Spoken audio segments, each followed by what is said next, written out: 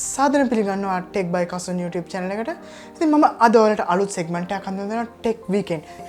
සතියක් තුළ සිදුවෙන ටෙක්නොලොජි වෙනස් වීම්, එහෙම නැත්නම් අලුත් අප්ඩේට්ස් ඒ ඔක්කොම සාරාංශගත කරලා ඔයාලට අරන් එනවා මම වීකෙන්ඩ් එකේ. හැම වීකෙන්ඩ් එකෙම මම ඔයාලට මේ වීඩියෝ එක අරන් එනවා. ඔයාලට පුළුවන් එකතු වෙන්න මමත් එක්ක මොනවද මේ සතියේ ටෙක්නොලොජි වල සිදුවන වෙනස් වීම් කියලා බලන්න. මතකනම් ඔයා අද නම් අපේ channel එකත් එක්ක එකතු වෙන්නේ පහළ තියෙන රතු පාට subscribe button එක click කරලා අපිව subscribe කරන්න. ඒ වගේම පහළ තියෙන bell icon එකෙන් ඔයාලට පුළුවන් මගේ වීඩියෝ එකක් upload කරන ගමන්ම දැනගන්න. අපි බලමු මොනවද මේ සතියේ, කියන්නේ මේ සතියාන්තයේ මේ සතියේ ඇතුළත සිදුවුණු වෙනස් වීම් ටෙක්නොලොජි ලෝකයේ. headphone හෝ earphones නොමැතිව සංගීත ශ්‍රවණය, Instagram වල අලුත්ම වෙනස, Google අලුත්ම policy update එක, Oppo X 2021 ෆෝන් එක ගැන අද කතා කරනවා. ඒ වගේම YouTube ads on non-monetized videos. ඉමහත් එකත් අපි බලමු අද වීඩියෝ එකේ.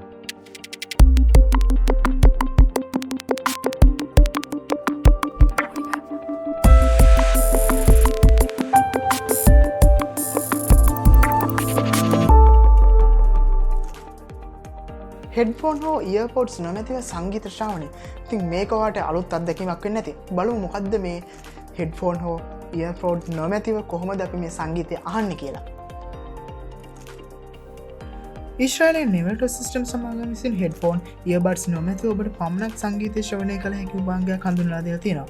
මේ සවුන්ඩ් බීමර් ලෙස තමයි නම් කරලා තියෙන්නේ. ඉතින් මේ ඩෙස්ක්ටොප් උපාංගයක් මෙමගින් ආංශික 360ක සවුන්ඩ් අරවුන්ඩ් එකක් නිර්මාණය කරන අතර උපකරණය කොත්තනක තිබුණත් එක සවුන්ඩ් සෝස් එක කන තුළ ඇසෙන ලෙස තමයි මේ උපකරණයෙන් අපිට ශබ්දය ශ්‍රවණය ගැන අසන්න පුළුවන් වෙන්නේ.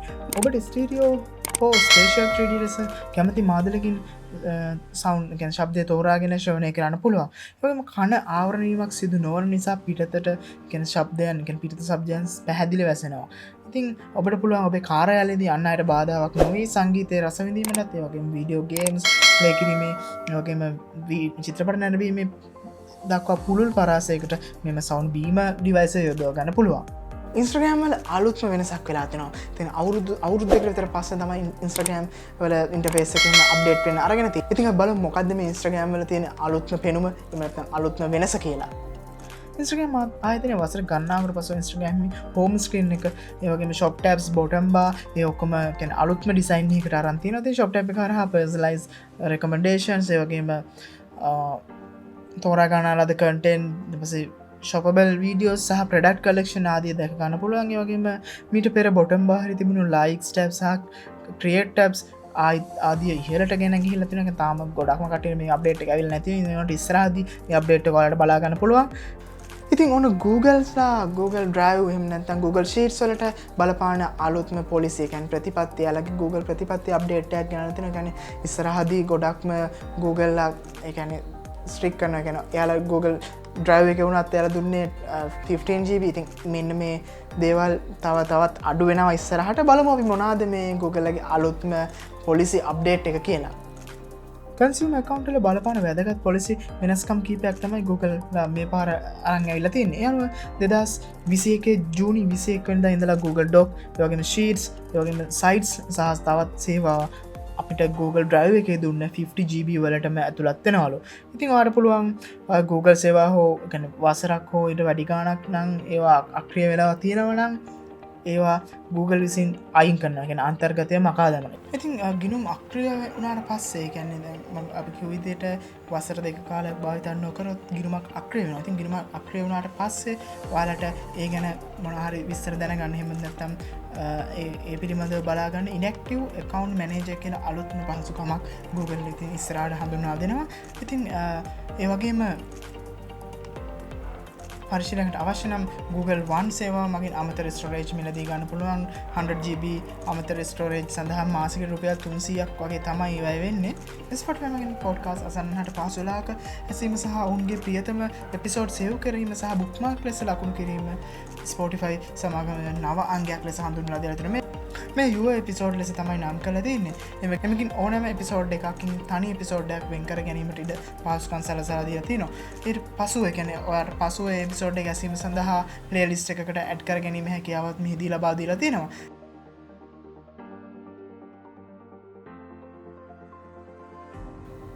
Oppo X 2021 අලුත්ම ඔප්පලගේ අලුත්ම ෆෝන් එක ඔන්න රිලීස් වෙන්න තියෙනවා ඉස්සරහට. අපි බලමු මේ මොනවාද මේ ෆෝන් එකේ තියෙන පොඩි පොඩි වෙනස්කම් එහෙම නැත්නම් මොනවාද මේ ෆෝන් එකේ තියෙන අලුත් ෆීචර්ස් කියලා. Oppo X 2021 මේ උපාංග තිරයක් සහ ෆෙක්ස් ෆ්‍රේම් එකකින් සහ ඊට උඩින් දිස්සන ඩයිනමික් ෆ්‍රේම් වශයෙන් ශක්තිමත් ෆ්‍රේම් දිත්වයකින් සමන්විත වෙනවා. මේ ෆ්‍රේම් දිත්වයෙන් යටින් තිබෙන ෆික්ස් ෆ්‍රේම් එක OLED පැනල් එකක්. ඉතින් ඔයාලට මේ මොබයිල් ෆෝන් එක ඉස්සරහදී ළඟදීම ලංකාවේදීත් බලා ගන්න පුළුවන් වේවි Oppo X 2021 දුරකථනය.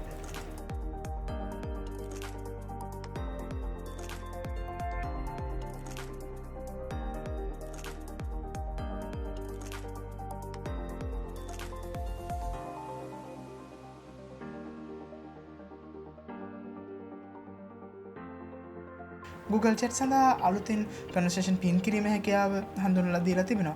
ඉතින් Gmail වලදී ඔයාලා දන්නවා Hangouts වලදී වෙන chats වල. ඉතින් ඒකෙදි මෙතන MN Workplace Essentials සහ G Suite Basic ඇතුළු විවිධ ගනුදෙනු කරන සඳහා මෙම සතිය ආරම්භයේ සිට මෙම උපාංග මෙම විශේෂාංගය භාවිතා කරගන්න පුළුවන්. මේ chat conversation වලින් ඍජුවම Google Calendar සඳහා meeting schedule කිරීමේ හැකියාවද පාරිභෝගිකයන්ට ලබා දෙනවා. ඉතින් මෙම පහසුකම කම්පසබහි නව කැලන්ඩ අයිකන්න එක ටැප් කිරීම මගින් භාවිතා කරන්නත් පුළුවන්.